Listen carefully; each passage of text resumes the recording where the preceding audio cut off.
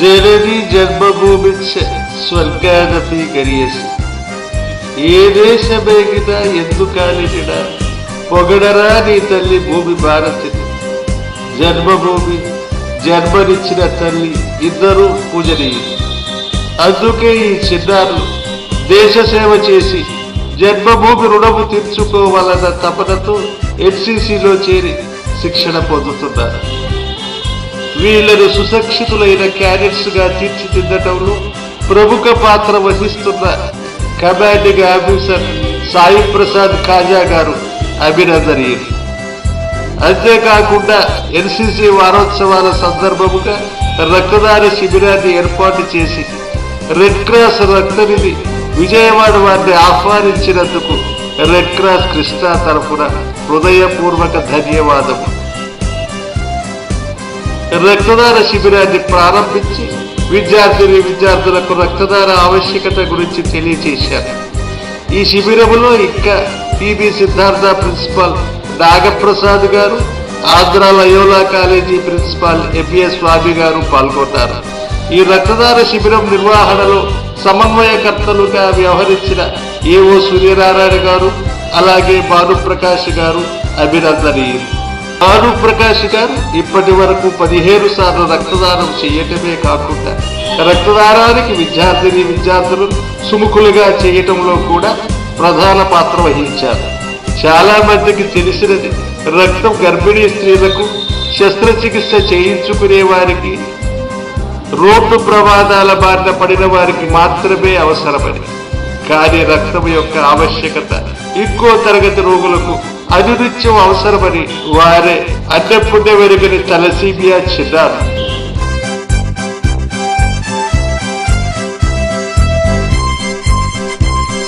Thalassaemia చిన్నారు అన్నపుణ్య వెరుగని పసిపాపం, రక్తంలో జనులోపంతో పుడుతున్న చిన్నారు. అమ్మఒడిలో హాయిగా ఆడుకోవలసిన వయస్సులో ఈ జబ్బేమిటో, ఈ బాధలేమిటో, బడికి వెళ్లవలసిన వయస్సులో బ్లడ్ బ్యాంకుల చుట్టూ తిరగవలసిన పరిస్థితి, చాక్లెట్లు చప్పరించవలసిన నోటితో చేదు మందులు మింగవలసిన పరిస్థితి, రక్తం ఎక్కించిన ప్రతిసారి పసిపాపలు సిరలు అందక ఉక్కిరి మిక్కిరి అయ్యే పరిస్థితి. పసిపాపల ఈ దుస్థితికి కారకులు జన్మనిచ్చిన తల్లిదండ్రులే అని తెలిస్తే ఎవరికైనా మనస్సులో బాధ గూడు కట్టుకొని అది కళ్ళలో కన్నీరై సుడులు తిరగక మారదు. అభం శుభం తెలియని పిల్లలకు ఈ కష్టాలెందుకు? ఆడుతూ పాడుతూ గడపవలసిన వయస్సులో ఈ సూదులేమిటో, ఈ రక్త మార్పిడి ఏమిటో తరచి చూస్తే, నిజాయితీగా ఆలోచిస్తే ఆ పాపం మనదే, మొత్తంగా సమాజానిదే. అందుకే పెళ్లికి ముందే వధూవరులిద్దరూ తలసీమియా మైనర్ అవునో కాదో నిర్ధారించుకుని ముందుకు సాగాలి. ఇద్దరూ తలసీమియా మైనర్లు కాకుండా చూసుకోవలసిన బాధ్యత మనది. లేకపోతే మనం ఈ చిన్ని పొరపాట్లే పసిపాపల జీవితాలకి శాపమై వారి నిండు నూరేళ్ల జీవితం అర్ధంతరంగా ముగింపవలసిన పరిస్థితి ఏర్పడుతుంది. జన్యు సంబంధమైన జబ్బులకు మూల కారణం మేరని కాదు, రక్త సంబంధీకుల మధ్య వివాహాలు జరగటమే. తాతగారంటారు, మనవడి పెళ్లి మనవరాలితో జరిగితే చూసి కన్నుమూస్తానంటాడు. అమ్మ అంటుంది అమాయకంగా, అబ్బాయిని మా తమ్ముడికిస్తే సుఖపడుతుందని. అన్న అంటాడు, అబ్బాయిని మేనల్లుడికిస్తే అబ్బాయి ఆలనా పాలనా చక్కగా చూసుకుంటాడని. చూశారా? వీళ్ళంతా అమాయకులు అనుకోవాలా? లేకపోతే పసిపాపల జీవితాన్ని పణంగా పెట్టి తమ ఆలోచనలకు రూపమిస్తున్న అవకాశవాదులు అనుకోవాలా? యువతి యువకులారా, మీరే ఈ సమాజానికి ఆశాదీపాలు, మీరే వీళ్లను మార్చాలి. అంతేకాదు, స్వచ్ఛత రక్తదాతలారా, మీ రక్తదానం ఈ తలసీమియా చిన్నారులకు ఎంతైనా అవసరం. మీ రక్తదానం ఈ చిన్నారుల పాలిటి జీవన సంజీవిని అని బరువద్దు. ప్రతి క్షణము అమూల్యం, మీ ప్రతి అడుగు అపురూపం. మీ రక్తదానం ఈ చిన్నారులకు మీరిచ్చే అపూర్వమైన కానుక.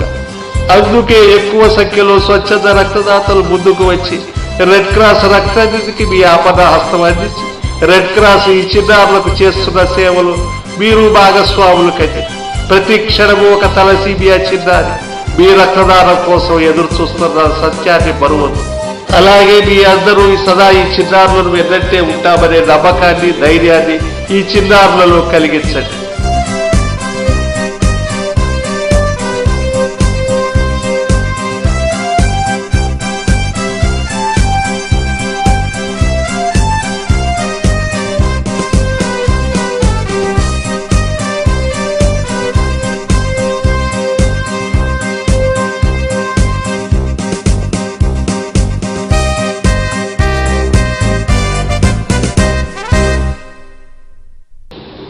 అన్ని బంధాల కన్నా రక్తదానం వల్ల వచ్చే రక్త సంబంధం గొప్పది.